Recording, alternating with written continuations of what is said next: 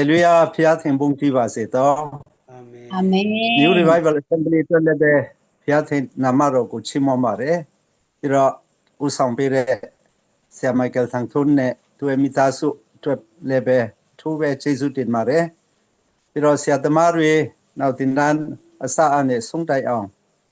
Now Tayao Jare to, now the net to the pin Lemaya Relure, Anungo Poma, and Ovoya Pia Thing. Now the county view was a low Brahma Uso Popia Luvare. Now the Neha, the Nansin boy lu the Bomule Pitpare. So Manea wrote General Pentecote ne Pite. After a Mimia Pentecote ne Patate, Jangare, Winga Jare, General Lebe, down the Goma, Winga Kere. So the Pentecote nea the King is secret don't make quail out that na pew beat it come now song to the nan beat it the nan that way Johnson Point to ware so I did Johnson Poema a ye ji song to a yari go to look back here pero Eddie Pentecote Suraka General Anunti time Easter Sunday asa pero now Japong ase look your go Pentecote Suraka no Eri nema chimpa pere poe pite eri poe ka awuti to ti ko sakate poe pitlo na yiting poe le pit pare so general di to the pin to a background ko ayin general the mahong chansa thema chi me so yin no na general no pat do ri do ma phwin do ba bu di eco to bi ma itela lu myu re chun phit jare so ai ma pathaka poe low biro area net trala jare Japong asema Tina Dong Chema Yauchata Pipare Tina Dong Chema now Yaude Kama Piatikina Tina Dong Boma Mosegu Pink Hall Biro E Muchung Dandre Jama now generally Bimung Dine Jama now the mooting tide with Jam Tema now Mia Pin Piating Sintella Pite Era ne Mose net weekade Eraga so the Mahong Chane General de Pentecote ne Lulebe, Dromia Popia Chara Pite, Eragaro, General Dine Pentecote ne now the Mai Chekan, Omit Pite. So the Mosene Piating Tree China, O General Dromia or Sekaina look Yojara one, the Sekaina Suraka Pia Bungrot in Siachin, now Pia Min Maudo, Tayao Chin. Piane Lune, Trace chain Sure, the Adikberry, General Minjara, Pitpare. Pia the Kena, the Atika to Pintane Sana, Valesura Lurene to a scene Pobe Pitpare. Razan Lurea, Pishire to John Lurene to Nelo Meabu, Dane Mose copy Mose Gutansin Biro, now Mose net to Permason Trader Pitte. Era Jamlo Mose go. The Tong Chema Tero, the South Potua, when Jab baby rock. Now Tero, Mose Saudi, a Tero ma, now Piating ha, Tulurine, Great Child. So the name a Jaro, mooting time, General Mia Biro, Yama Jaro, me time, a pit, Piating Mimaudo, Tisha Biro, Dwellu Murine, Trader, Pitpare. Tina Tongue bring in Temaro, Tora Jano correct the Machanza. Now Mose Janga Janjo Trima Pite. Now the to the pimping at Dosepa. A pin to Lumurine bring in Pubira, the Itila Lumuriha. Now two chato Lumio,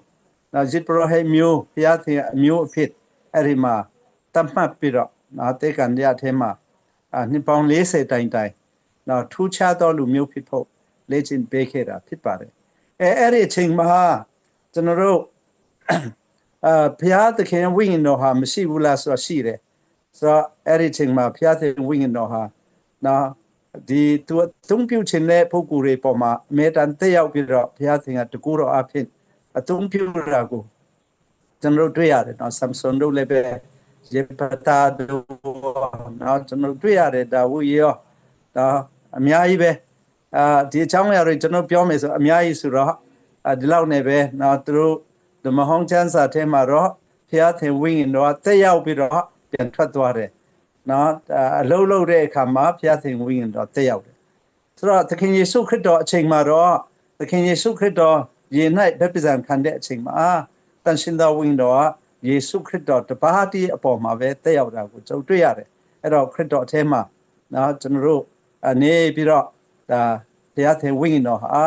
ခရစ်တော်အဖင်အမှုပြုတယ်နော်သူတကူတော်တွေကိုကျွန်တော်တို့ခရစ်တော်အဖင်မြင်တွေ့ရပါတယ်အဲ့တော့ဒီမှာနဝတ္ထုခန်းကြီး1အပိုင်ငယ်9ရောက်တဲ့အခါမှာတော့ဒီမှာဂရိတော်ချက်ထုံမူကားတဲ့ယောဟန်ဒီယေ၌ဗက်ပဇံကိုပေးတင်တို့ဒီမကြာမြင့်မီတန်ရှင်သောဝိညာဉ်တော်၌ဗက်ပဇံကိုခံရကြလိမ့်မည်ဟုမိန့်တော်မူ၏ဆိုတော့အဲ့ဒီကိစ္စနဲ့ပတ်သက်ပြီးတော့ဒီကျောင်းသူဓမ္မစကူး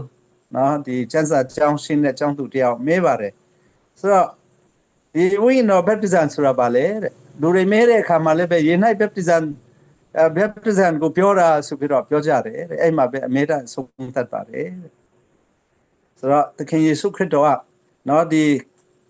ဝိညာဉ်တော်နဲ့ဗက်ပဇံကိုသူဘယ်လိုရှင်းပြသွားခဲ့တယ်လဲဆိုတာကို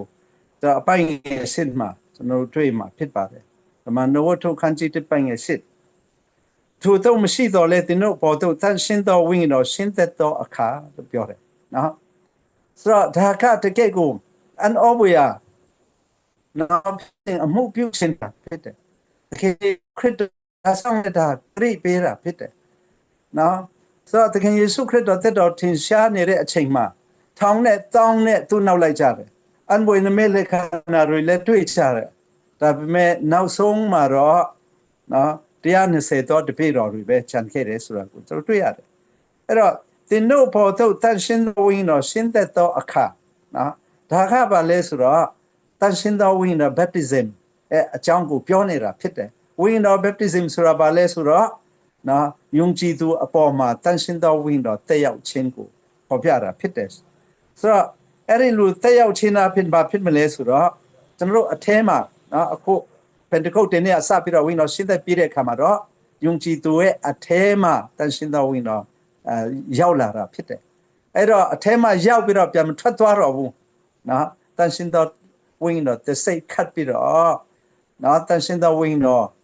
ကျွန်တော်တို့အထဲမှာရှိခြင်းအဖြစ်ကျွန်တော်တို့ခန္ဓာကိုယ်ဟာဘာဖြစ်သွားလဲဆိုတော့နော်တန်ရှင်းသောဝိညာဉ်တော်ဗိမာန်တော်ဖြစ်လာတာဖြစ်ပါတယ်ဆိုတော့ခရစ်တော်အချိန်မှာတော့ခရစ်တော်ဟာတန်ရှင်းသောဝိညာဉ်တော်ဖြစ်ဗိမာန်တော်ဖြစ်တယ်ဒါပေမဲ့အခုချိန်မှာတော့ယုံကြည်သူအရောက်တိုင်းဟာနော်တန်ရှင်းသောဝိညာဉ်တော်ဖြစ်လာတာဖြစ်ပါတယ်ဒါကြောင့်နော်ဒါဒီတန်ရှင်းသောဝိညာဉ်တော်ကျွန်တော်အထဲမှာရှိတာကဘာလဲဆိုတော့ဒါအပေါ်မှာတက်ရောက်တဲ့အခါမှာကျွန်တော်အထဲရောက်သွားတယ်နော်ဆိုတော့ဝိညာဉ်တော် baptism ဆိုတာကယေ၌ကျွန်တော် baptism ခံတဲ့အခါမှာနော်ရေထဲမှာကျွန်တော်နှစ်ပြီးတော့တကူလုံးရေထဲအောက်ရောက်သွားတယ်လို့ပဲနော်ဝိညာဉ်တော် baptism ဆိုတာကနော်ဝိညာဉ်တော်အောက်မှာကျွန်တော်အကုန်လုံးရောက်သွားတယ်ဒီရောက်သွားတာခန္ဓာကိုယ်ပဲမဟုတ်ပဲနဲ့ကျွန်တော်တို့ရဲ့အတွင်းနှလုံးသားတွေပါအကုန်လုံးရောက်သွားတာဖြစ်တယ်ဆိုတော့ဝိညာဉ်တော်ဟာကျွန်တော်ထဲမှာနော်ဆင့်ဝင်ပြီးတော့ကျွန်တော်ထဲမှာရှိတဲ့အခါမှာတကူဖြစ်တယ်အဲ့ဒီတကူကအမှန်ဆိုရင်လေဝိညာဉ်တော်ပါပဲအောက်ဝိညာဉ်တော်ရရှိခြင်းကတကူပဲဖြစ်ပါတယ်ဆိုတော့အဲ့တကူကိုခံရရွေးတဲ့ဂျေရုဆလင်မြို့မှာစတော့ယူဒပိရှမရိပိမေချီစွန်းတိုင်အောင်ငါဤသက်သက်ဖြစ်ကြလိမ့်မည်ဟုမိန့်တော်မူ၏တဲ့ဆိုတော့ဒါရွေချက်တော့ခရစ်တော်ရဲ့သက်သက်ဖြစ်ဖို့ဖြစ်တယ်နောက်ခရစ်တော်ရဲ့သက်သက်ဖြစ်ဖို့အရာ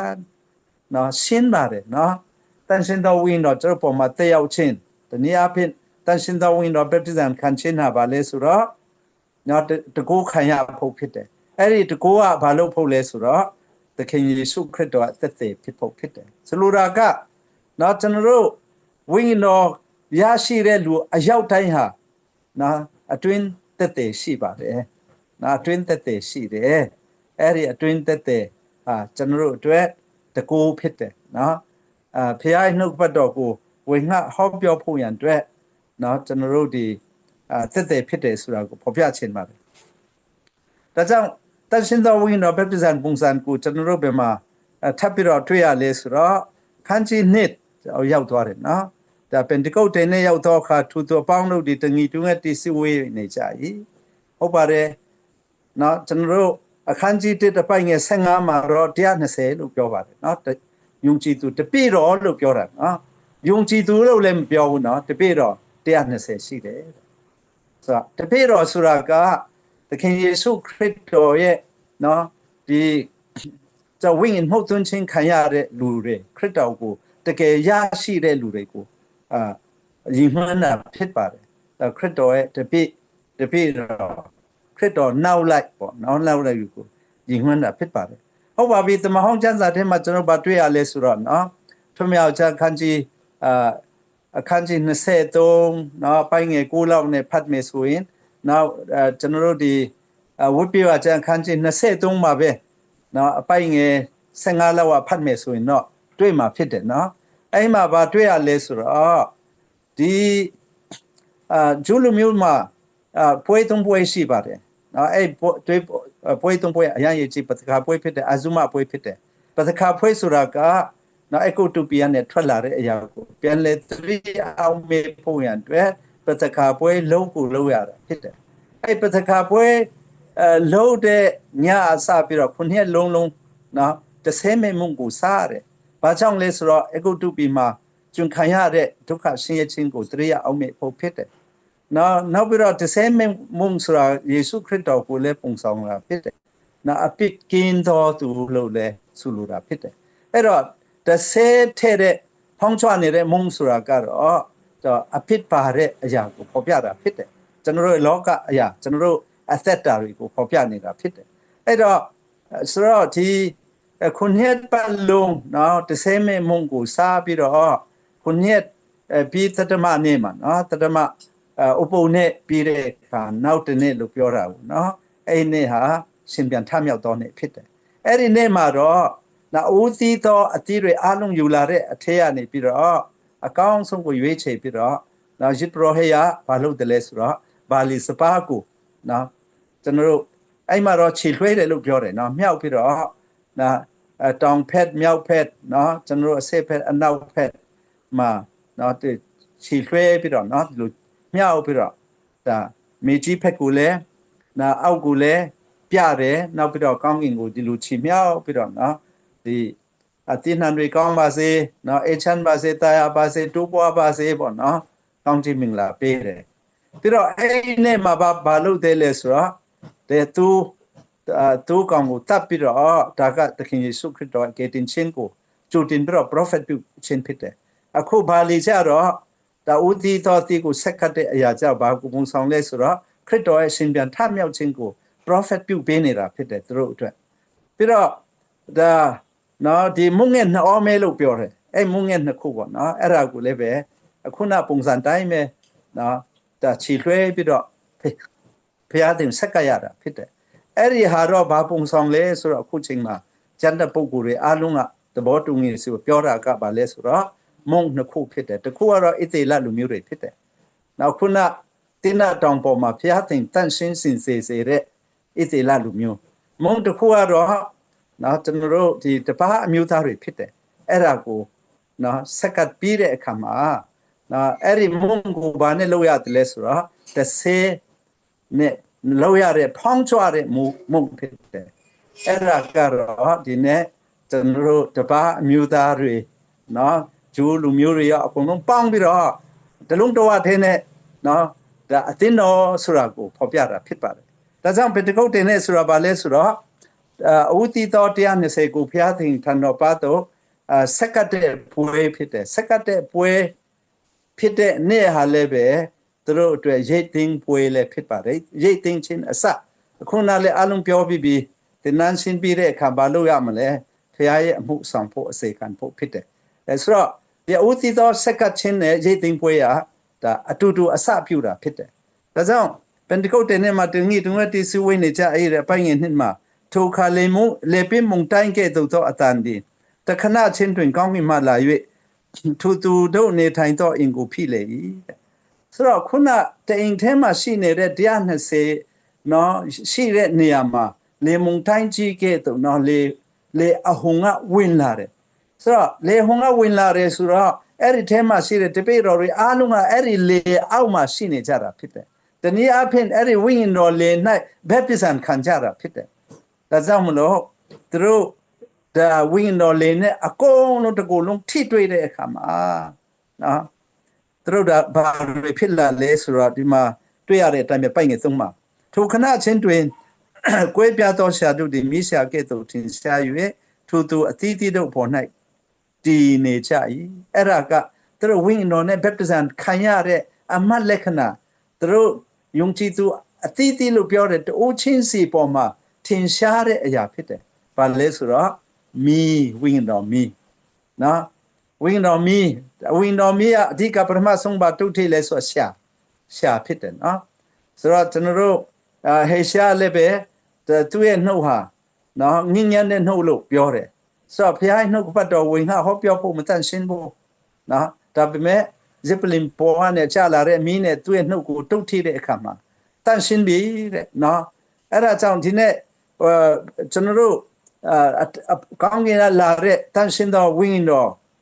baptism ခန္ဓာတနည်းအားဖြင့်ကောင်းကင်ကနေကြာလာတဲ့မီးနော်အခုတိနတောင်ပေါ်မှာဒီကျွန်တော်တို့ဒီပေါ့မောဆေနဲ့တွေ့တဲ့မီးပေါ့နော်ဒီအဲ့ဒီမီးဟာအခုဒီနေ့ပင်တကုတ်တဲ့နေ့မှာယုံကြည်သူတွေပေါ်မှာကြာရောက်လာတဲ့အခါတက်ရောက်လာတဲ့အခါမှာကျွန်တော်တို့ရဲ့နှုတ်ကိုတန့်ရှင်းစေတယ်ရှာကိုတန့်ရှင်းစေတယ်ရှာကိုလွတ်စေတယ်နော်ရှာလွတ်သွားတယ်ရှာတန့်ရှင်းသွားပြီအဲ့တော့ခရစ်တော်အကြောင်းကိုသက်သေခံဖို့တန့်ရှင်းသွားပြီလွတ်လပ်သွားပြီအဲ့ဒီချိန်မှာတော့အောက်မှာဘာတွေဖြစ်လဲဆိုတာသူတို့ပေါင်းလို့ဒီတန့်ရှင်းသောဝိညာဉ်တော်နဲ့ပြီး၍ရှာတုတ်ထိပြီးတဲ့အခါကျတကိုယ်လုံးပြီးသွားပြီနော်ဝိညာဉ်တော်နဲ့ပြီးဆုံးသွားပြီဆိုတော့ဝိညာဉ်တော်ဒီဟောပြောသောအခွင့်ကိုပေးတော်မူသည့်အတိုင်းအမျိုးမျိုးသောဘာသာစကားအဖြစ်ဟောပြောကြ၏တဲ့အဲ့ဒီအချိန်မှာပဲဝိညာဉ်တော်အဖြစ်ပွင့်သွားကြတယ်နော်ဝိညာဉ်တော်သဘောပေါက်သွားတယ်အော်သခင်ယေရှုခရစ်တော်အဲ့တုန်းကဟောခဲ့တာပါလဲသူ့ရဲ့အသက်တာပါလဲသူတည်တဲ့အခါဘယ်လိုဖြစ်လဲရှင်ပြန်တဲ့အတားမြောက်တဲ့အခါဘာတွေဖြစ်လဲဆိုတော့တယောက်နဲ့တယောက်အဲ့ဒီလိုပဲနော်ဘာသာစကားနဲ့သူတို့အချင်းချင်းဝင်ဟောပြောအတန်ချေတယ်နော်120အဲ့ဒီချိန်မှာနော်ဒီကဘာတဝမ်းလုံးကလာတဲ့နော်ကျွန်တော်တို့ဘာသာရေးကိုင်းဆိုင်တဲ့လူတွေနော်ကျိုးလူမျိုးတွေတပါးမျိုးသားတွေအကုန်လုံးကစုဝေးပြီးတော့လာကြတယ်ဒါစုဝေးလာကြတဲ့အခါမှာသူတို့လာတဲ့လူတွေတကယ့်ကိုနော်ဒီဖျားကိုတကယ်ချစ်တဲ့လူတွေအတွက်တော့သဘောပေါက်တယ်သူတို့ဘာသာစကားတွေနဲ့သဘောပေါက်တယ်နားလေကြတယ်နော်ဝိညာဉ်ကိုဆာငတ်နေတဲ့လူတွေနော်ကဲတင်ချင်းတော့မရောက်သေးပေမဲ့နော်သူတို့လည်းအဲ့ဒီမိကကိုးဆက်သွားတဲ့အခါမှာလူပေါင်းမြောက်များစွာကသူတို့ရဲ့လာတဲ့ဒေသမှာလာတဲ့နော်သူတို့ဘာသာစကားနဲ့အကုန်လုံးနားလေကြတယ်ဒါကြောင့်သူတို့ကအနောသွားကြတယ်တဲ့နော်မင်းမောတွေဝေကြတယ်တဲ့နော်ဒီအမှုရာတွေဘယ်လိုဖြစ်တာလဲပေါ့ဒါပေမဲ့ဒါဖះကိုချစ်တဲ့စိတ်နဲ့မလာတဲ့လူတွေအတွက်တော့ဒီလူတွေကနော်ဒီစပိမူးကြတာထင်ပါတယ်တဲ့ဒါကြောင့်ပေတရုအဲ့ဒီချိန်မှာထပြီးတော့ဒါစပိမူးတာမဟုတ်ဘူးနော်ယောလ prophet ပြုခဲ့တဲ့အရာပြည့်စုံတာဖြစ်တယ်အဲ့တော့ယောလနော်ယောလခန်းကြီးနှစ်ပိုင်းငယ်20မှာဒီမှာတော့ပိုင်းငယ်16ပေါ့နော်တော့နောင်ကာလ၌လူမျိုးတကာတို့ပေါ်သို့ငါဝိညာဉ်ကိုငါသွန်းလောင်းမည်တင်တို့သာသမီတို့ဒီ prophet ညာနှင့်ဟောပြောကြလိမ့်မည်အသက်ငီသောသူတို့ဒီဗျာဒိတ်ယူပါယုံမြင်ချလိမ့်မည်အသက်ကြီးသောသူတို့ဒီလည်းနမိတ်အိမ်မက်ကိုမြင်ချလိမ့်မည်ထိုကာလ၌မှုတော်ဆောင်သောပြောင်းချမြတ်တို့အတော့ငါဝိညာဉ်ကိုသွန်းလောင်း၍သူတို့ဒီနော် prophet ညာနှင့်ဟောပြောကြလိမ့်မည်အဲ့ဒီအရာပြည့်စုံတာဖြစ်တယ်ဒါကြောင့်မလို့ဒီနေ့ဝိညာဉ်တော် baptism ဆိုတာဘာလဲဆိုတော့ဝိညာဉ်တော်သွန်းလောင်းခြင်းပဲဖြစ်တယ်။ဒါယုံကြည်သူပေါ်လောင်းခြင်းဖြစ်တယ်။ယုံကြည်သူပေါ်မှာသွန်းလောင်းတဲ့အခါမှာ prophet ညာနဲ့ဟောပြောကြတာဖြစ်တယ်။ဘာကိုဟောပြောကြတယ်လဲအရင်မလေတဲ့နှုတ်ပတ်တရားတွေသူအခုသဘောပေါက်ပြီးနားလေပြီ။အဲ့ဒါကိုပြောနေကြခရစ်တော်ကိုသက်သေခံနေကြတာဖြစ်တယ်။နောက်ပြီးတော့လူငယ်တွေကဗျာဒိတ်ယူပါယုံမြင်ကြတယ်တဲ့။ဘာလို့လဲဆိုတော့ငယ်ရွယ်သေးသောသူတွေကဟုတ်ပါတယ်ဖះခေါ်ခြင်းနော်ကိုယ်ရွေးချက်တွေမိရှက်ဆိုတော့ဟုတ်ပါတယ်ငယ်ရွယ်သောသူတွေအတွက်တကယ်ပြတဲ့ယူပါယုံတွေကအရေးကြီးပါတယ်နော်ဒီဆောင်လက်ထပ်မပြောတော့ပါဘူးနောက်ပြီးတော့အသက်ကြီးတဲ့လူတွေကတော့နမိတ်အိမ်မက်တွေမြစ်ကြလိမ့်မယ်အခုလည်းဒီလိုဖြစ်နေတယ်လေနော်ဒါတွေအားလုံးဟာဘာကြောင့်ဖြစ်နေလဲဆိုတော့တန်ရှင်တော်ဝိညာဉ်တော်တို့တက်ရောက်နေလို့ဖြစ်တယ်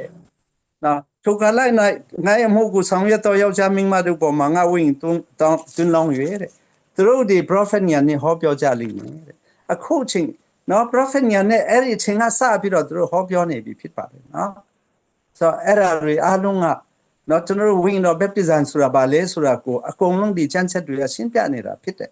အဲ့ဒီနောက်ပိုင်းမှာတော့နော်ချင်းကူချင်းတွေလာတယ်ဟုတ်ပါတယ်မသိတော့ပါစကားပြောချင်းတွေချင်းမွန်းချင်းတွေနော်ဖြစ်လာတယ်ဆိုတော့ဒါတွေအားလုံးဟာဒီကုတ်တင်နဲ့မှာဖြစ်တဲ့အရာဖြစ်တယ်ဒါကြောင့်ခုနကျွန်တော်ပြောသလိုပဲနော်ရိတ်သိမ်းခြင်းလည်းဖြစ်တယ်အဲ့ဒီနဲ့တကယ့်ကိုတန်ရှင်းသောဝင်တော့တကူသူတို့ပေါ်မှာတက်ရောက်ပြီးတော့အထဲရောက်သွားတဲ့အခါကျတော့အဲ့ဒီနေ့မှာနော်တိနာတောင်ပေါ်မှာတော့မောရှေပေးတဲ့ပြညတ်တော်ကိုအာခန်တဲ့3000နော်အသက်ပြောက်ဆုံးကြတယ်ဒါပေမဲ့ဒီနေ့ပန်တကုတ်တဲ့နေ့မှာတော့3000ပြောင်းလဲသွားတာကိုတွေ့ရတယ်ဟာလေလုယာအဲ့ဒါက result ပဲဖြစ်ပါတယ်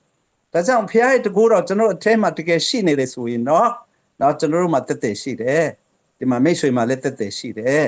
အဲ့ဒီတက်တယ်ဟာကျွန်တော်တို့ဖခင်နှုတ်ပတ်တော်ဝင်ဟောပြောနိုင်ဖို့ရန်အတွက်ဖခင်ပေးတဲ့တက်တယ်ဖြစ်တယ်နော်ဆိုတော့အဲ့ဒါကပန်တကုတ်တဲ့နဲ့